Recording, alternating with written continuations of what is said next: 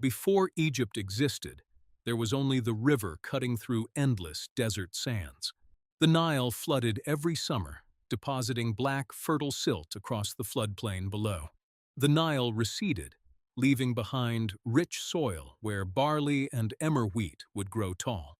In that rhythm, in that annual miracle of water, humanity found a heartbeat worth building.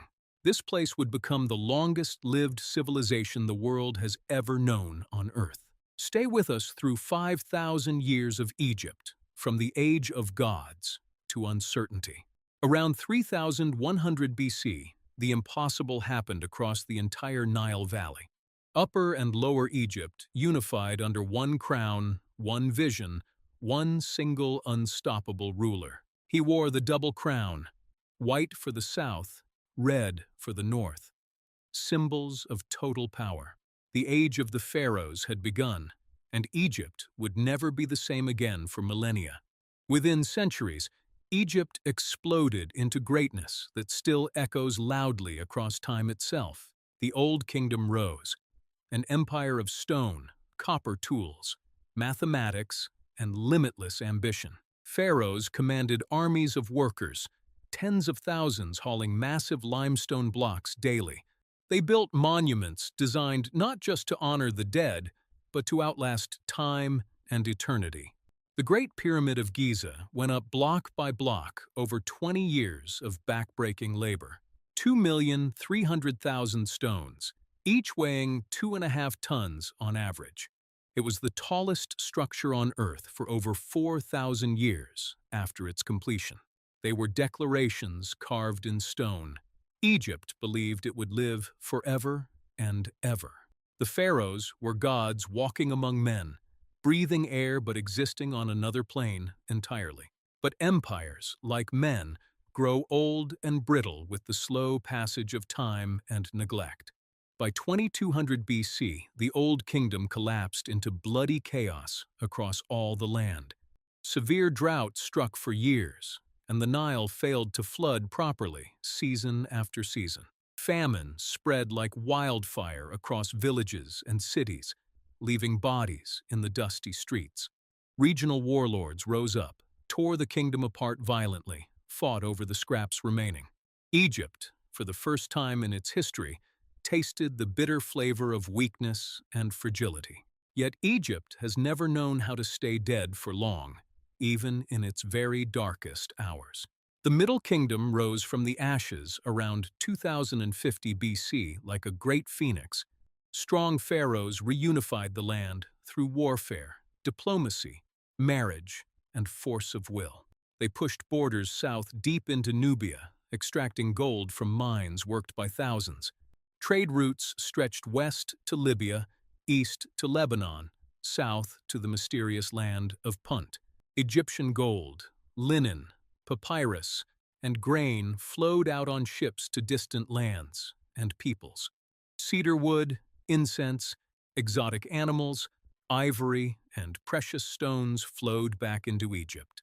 Literature flourished like never before in history across the Nile Delta and southern lands. This was Egypt's Renaissance, a golden age of culture, art, and brilliant intellectual thought. But the peace would not last more than 3 centuries before disaster struck from the east. Around 1650 BC, foreign invaders swept in from the east like a plague of locusts.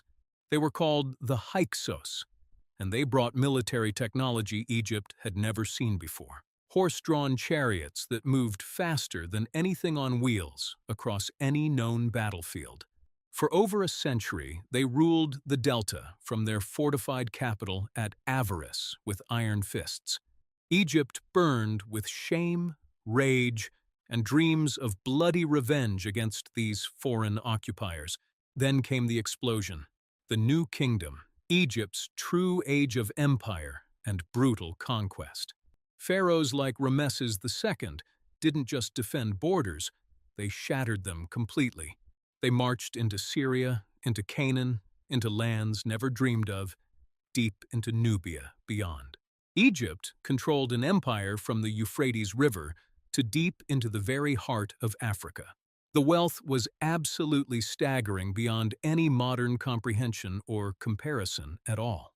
Gold poured endlessly from Nubian mines, measured in tons rather than in any small amounts.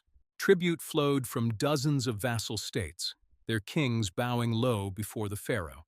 Temples rose across the land like forests of stone, Karnak, Luxor, Abu Simbel in cliffs. Ramesses II built monuments so massive that even today they dwarf us all completely. He ruled for 67 years, longer than most men lived in that brutal, ancient world. He fathered over 100 children from multiple wives and concubines in his palace. His mummy still exists in Cairo today, and you can see his actual face in any museum. But even Ramesses the Great could not stop the march of time or the tide of history itself. After 1200 BC, the Bronze Age world collapsed into fire and screaming chaos everywhere. The Sea Peoples invaded from the north, mysterious warriors whose origins remain debated. Troy fell and burned to ash and rubble, never to rise again in its former glory or power. Egypt survived the onslaught, but barely, and at catastrophic cost that nearly broke it.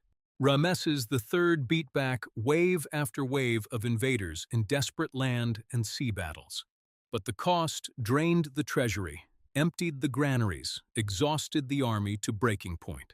Egypt entered a long, painful, humiliating decline that would last for many centuries. Foreign powers circled like vultures: Libyans, Nubians, Assyrians, Persians with vast armies. The pyramids endured, weathered but unbroken by time, sand, and the passage of millennia. But Egypt was no longer truly Egyptian in spirit, governance, or cultural identity anymore. By 300 BC, Egypt was merely a prize fought over by distant, ambitious foreign kings. Then, Alexander the Great arrived at the gates with his Macedonian phalanx in tight formation. He conquered Egypt in 332 BC without firing a single arrow in anger or battle. The Egyptians welcomed him as a liberator from brutal Persian rule and oppression at last. His general Ptolemy took Egypt and declared himself pharaoh, starting a new foreign dynasty. The Ptolemaic dynasty began, Greeks ruling as Egyptian gods in a strange cultural fusion. Alexandria became the intellectual capital of the world, a beacon of knowledge and wisdom. The Great Library held over 700,000 scrolls from every corner of known Earth. Eratosthenes calculated the circumference of the Earth with startling accuracy for his time. Cleopatra VII was the last pharaoh, and she knew it in her heart and troubled mind. She was Greek, but learned Egyptian, the first Ptolemy in 3 centuries to speak it.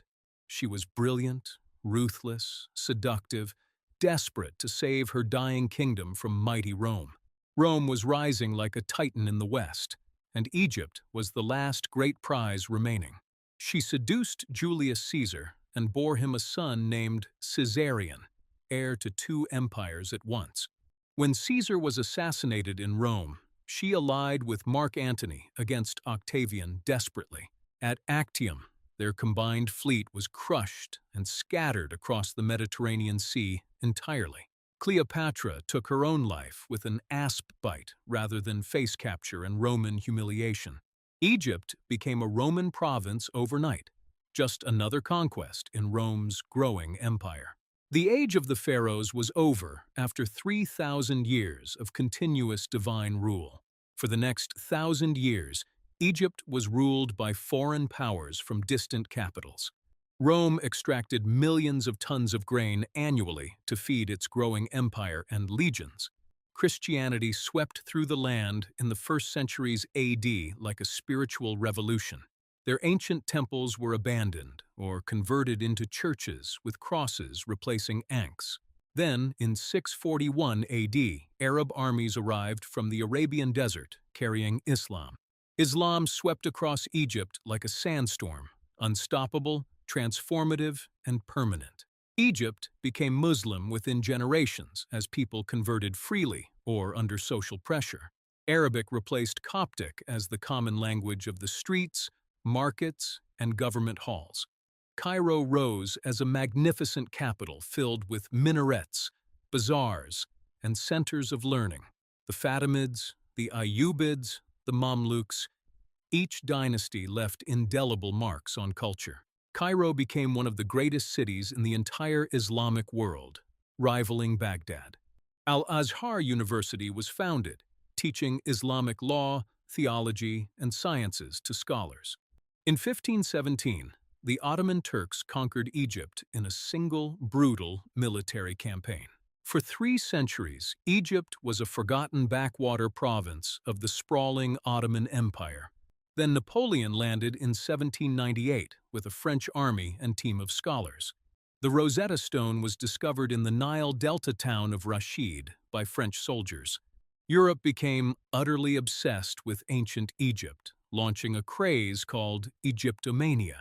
Muhammad Ali seized power in 1805 through cunning, violence, and political skill. He modernized the army with European training, weapons, and tactical knowledge from France. He built infrastructure Egypt needed: roads, canals, schools, hospitals across the nation. He broke free from Ottoman control through careful diplomacy and military strength combined. Egypt was reborn as an independent regional power projecting influence across Middle East. His descendants built the Suez Canal, an engineering achievement connecting 2 seas together. It opened in 1869 after 10 years of labor by thousands of Egyptian workers. The world's trade flowed through Egyptian sand and water, bringing wealth and attention. But the canal brought crushing debt from European banks, demanding repayment with interest. In 1882, Britain occupied Egypt militarily to protect its strategic interests. Egypt became a colony in all but name, a protectorate controlled by British administrators. Egyptian nationalism simmered beneath the surface, waiting to explode into open revolution. After World War I, revolution erupted across the nation with fury and determination. Britain granted limited independence in 1922, but kept control of key areas. But true freedom remained an unfulfilled dream for millions of Egyptians across the nation. World War II came roaring in with tanks, bombers, and armies clashing in the desert. Rommel and Montgomery clashed in brutal tank warfare at El Alamein in 1942. But the monarchy was weak, corrupt, decadent, and universally hated by the masses below. In 1952, young army officers staged a bloodless coup overnight successfully. The free officers overthrew King Farouk without firing a single shot in anger or violence. Egypt became a republic overnight, ending thousands of years of monarchy in one swift move. Gamal Abdel Nasser emerged as charismatic leader who would reshape the entire Arab world. In 1956, Nasser nationalized the Suez Canal in a defiant speech to millions. Britain, France, and Israel invaded in coordinated attacks trying to seize the canal back. The superpowers intervened to prevent World War III from starting in the Middle East. The invaders withdrew in humiliation. Nasser won a stunning political victory over colonialism. Nasser became a hero across the Arab world, a symbol of resistance and independence. Egypt stood tall and proud for the first time in centuries of humiliation and foreign rule. But the Six-Day War in '67 shattered the dream like glass hitting concrete hard. Israel crushed the Egyptian army in mere hours, not days, in a devastating surprise attack. The entire Sinai Peninsula was lost to Israeli occupation, a humiliating defeat for Egypt. Nasser died in 1970, heartbroken and defeated by the weight of failure. Anwar Sadat took over as president and changed everything with bold, controversial moves. In 1973, Egypt launched a surprise attack on Israel, the October War. The Egyptian army crossed the Suez Canal under fire, catching Israel off guard initially. Egyptian pride and honor were finally restored after years of shame and military defeats. Sadat then did the unthinkable. He made peace with Israel in 1979. He got the Sinai Peninsula back through diplomacy, not through war or military conquest. He was assassinated in '81 by Islamic extremists who called him a traitor to Islam. Hosni Mubarak ruled for 30 long years. Stability without freedom, order without hope. Corruption spread like cancer through every institution, from police to courts to government. Then came 2011, and the Arab Spring Revolution sweeping across the entire region. Millions filled Tahrir Square demanding freedom, dignity, and an end to corruption. Mubarak fell from power after 18 days of protests, shocking the world and Middle East. But the revolution devoured itself in violence, chaos, betrayal, and competing visions. The Muslim Brotherhood took power democratically through elections, then overreached badly. The military took power back by force a year later, crushing the Brotherhood movement. Today, Egypt is a nation of over 110 million people, the largest in Arab world. Cairo is a megacity of 22 million souls. Chaos, traffic, noise, and endless energy. The pyramids still stand on the Giza plateau, watching over a country searching for future. Egypt has survived empires, invasions, famines, wars, revolutions, and time without breaking. Ancient, eternal, and still writing its story one day at a time in the 21st century. Like and subscribe, because the next 5,000 years of history start right now.